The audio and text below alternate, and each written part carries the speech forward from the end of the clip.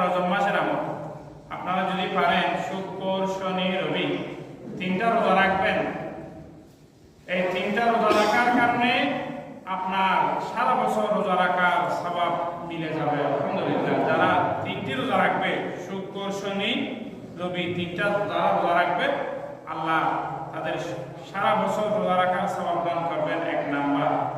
দ্বিতীয় নাম্বার হলো আপনারা যাদের সুযোগ হয় শুক্রবার এবং শনিবার এই 2 রাতের মধ্যে আপনারা যদি সম্ভব হয় আপনারা 12 রাকাত নামাজ পড়বেন সূরা ফাতিহা পর সূরা ইখলাস দিয়ে, বা সূরা ফাতিহার পর ইন্না আনজালনাহু পড়বেন প্রথম রাকাতে, দ্বিতীয় রাকাতে আলহামদুলিল্লাহ শরীফ পড়ার পরে 3 বার সূরা ইখলাস, কুল হুয়াল্লাহু শরীফ দিয়ে আপনারা নামাজ পড়বেন 12 রাকাত।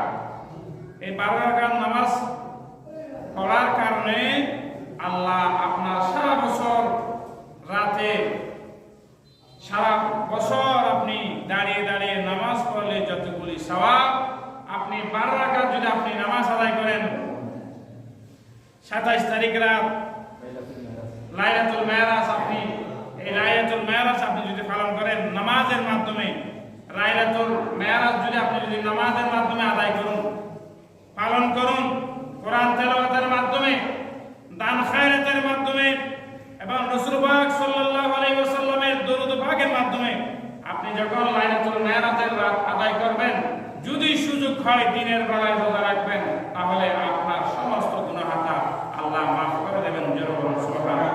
একটি কথা মনে রাখবেন, রাসূলুল্লাহ সাল্লাল্লাহু আলাইহি ওয়াসাল্লাম মেরাজ, এগুলো রাসূলুল্লাহ সাল্লাল্লাহু আলাইহি ওয়াসাল্লাম প্রত্যেকটা জিনিস মেরাজে প্রমাণ করে। সুবহানাল্লাহ। মেরাজুন নবী সাল্লাল্লাহু আলাইহি ওয়াসাল্লাম, আমার নবী যে মেরাজে গিয়েছেন, এই মেরাজ আমার নবীর প্রত্যেকটা দিক আলোচনা করেন। মেরাজ, আপনি মেরাজের মধ্যে আমার নবীকে সব কিছু দিয়েছেন। আমার নবী বলতেছেন, আই বাড়িওয়ালা, বাড়ি তালা, যে আমি তো এই আরশ আজিম থেকে চলে যাচ্ছি, আমি তো আমার উম্মতের জন্য আমি কি নিয়ে যাব?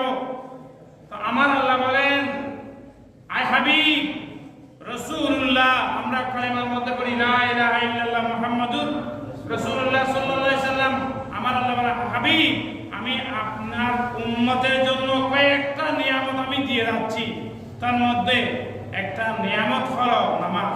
সবাই মহব্বতের আওয়াজ বলুন সুবহানাল্লাহ। নামাজ, যারা নামাজ পড়বে, 5 ওয়াক্ত নামাজ পড়বে, 50 ওয়াক্ত নামাজের সওয়াব মিলে যাবে। সুবহানাল্লাহ।